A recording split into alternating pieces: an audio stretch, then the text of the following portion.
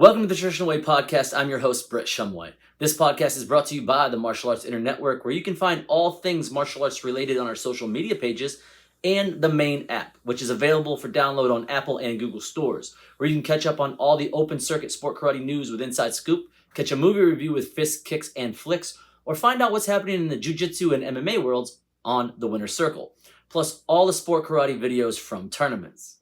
Now, we are deep into the season of World Championships for Sport Karate.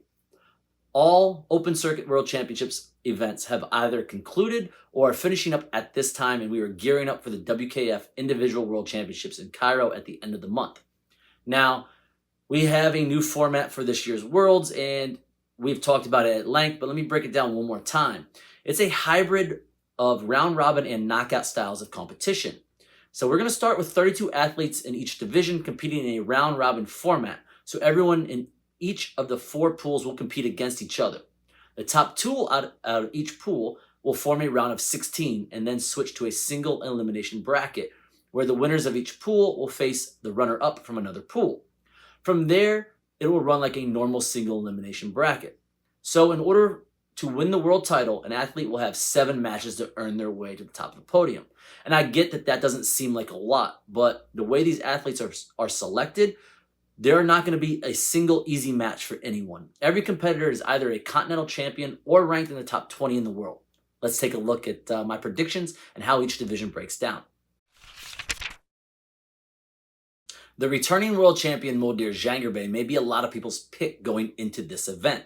She has 4 medals this year, but only 1 gold. But to put that into perspective, she had the same results going into the last World Championships, and historically, she has always fought well in Cairo. The big wild card is Yorgalis Salazar. The former world number 1 has had a fall from grace following the knee injury and has not found her stride since returning.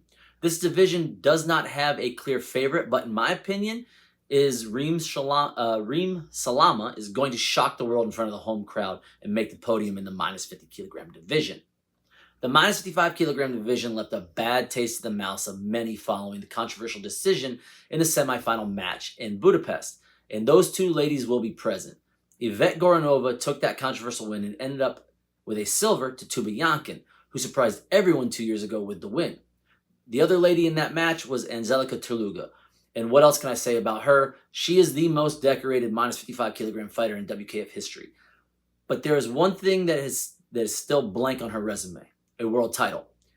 It is the one thing that eludes her. Now, coming off maternity leave, she hasn't been the fighter we've expected and grown to see, and we will see if she can finally top the podium at this event.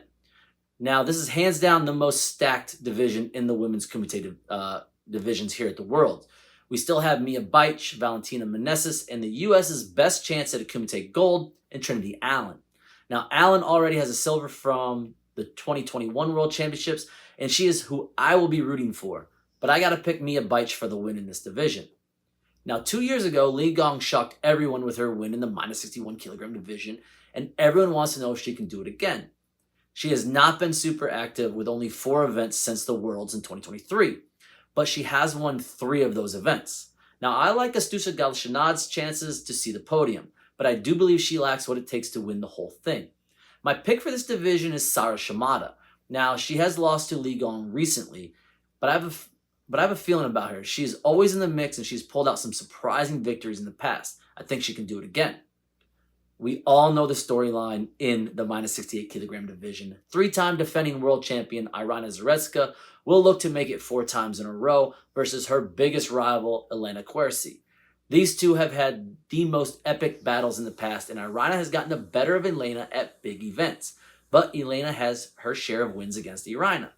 Now, Irina left after the last World Championships to have her baby, and in her absence, Elena has taken the throne, winning 7 medals in her last 10 events since that championships.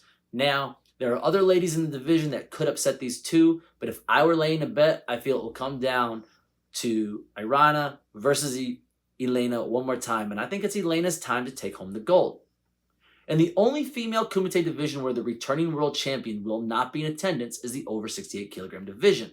So I can safely say that we are going to crown a new world champion. Now, I know that's a cheap way to get a prediction correct, but it may be the only one I get right, so I'll take it.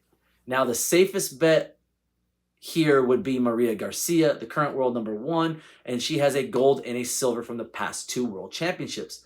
But I don't think that's going to happen.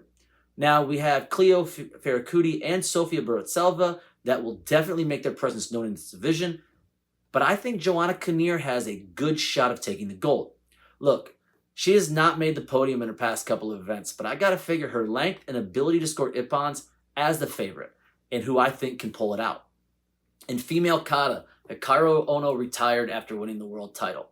Since then, the silver medalist Grace Lau has taken that top position, medaling in every event since with 6 gold medals, including gold in her last 4 events.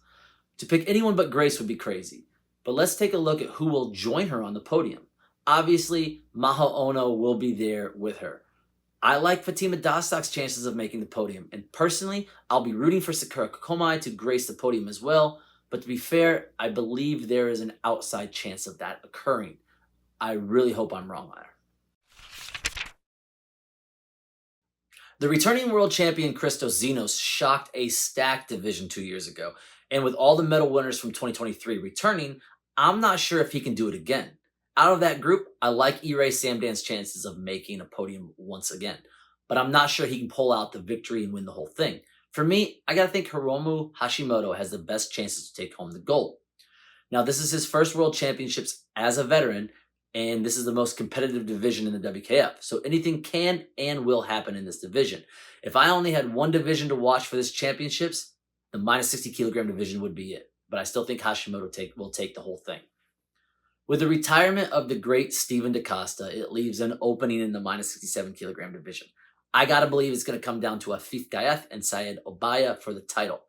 Personally, I would really like to see Luka Maresca have a great event and make the podium. He's been around a long time and has had a great career. With a winning percentage of over 73% in 270 matches, it would be great to see him on that podium. But again, I think Syed Obaya is gonna be the one who takes it home this year. In the minus 75 kilogram division, who else can we talk about but the returning world champion, Abdallah Abdelaziz?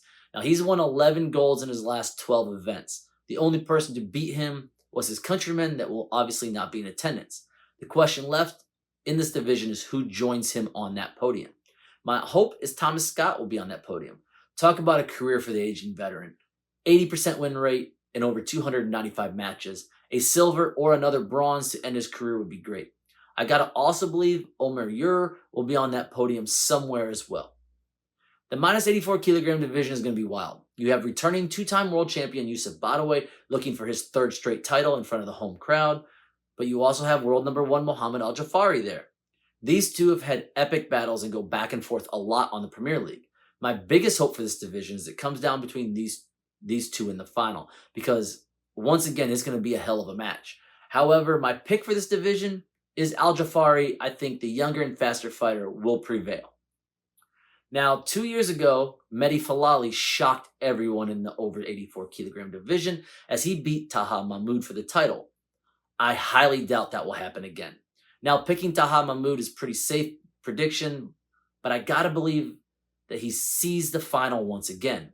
I also like Angelo Krivecic's chances of making the podium, but I'm gonna say I feel the one that is going to shock everyone this year is Matteo Avazzini. Now, I know that saying the world number 2 is going to win is not come as a bold prediction, but when you figure beating the world number 1 in his home country for the title, I think it is. Now, we all know that reigning world champion Ali Sofoglu will not be in attendance due to his suspension, so we will have a new world champion. It will come down to the 2023 bronze medalist for the title, either Ariel Torres or Kokoro Nishiyama. They are the top 2 in the world for the reason. They're simply the best right now. I don't see anyone knocking these two out. The only wild card in this division is Damien Quintero. Now, he has 4 silver medals at the World Championships, and I don't believe that will change. I think he is trying to end a great career on a high note, but his best chances of that were 2023. I think it'll be Ariel and Kokoro in the final, and Kokoro will win.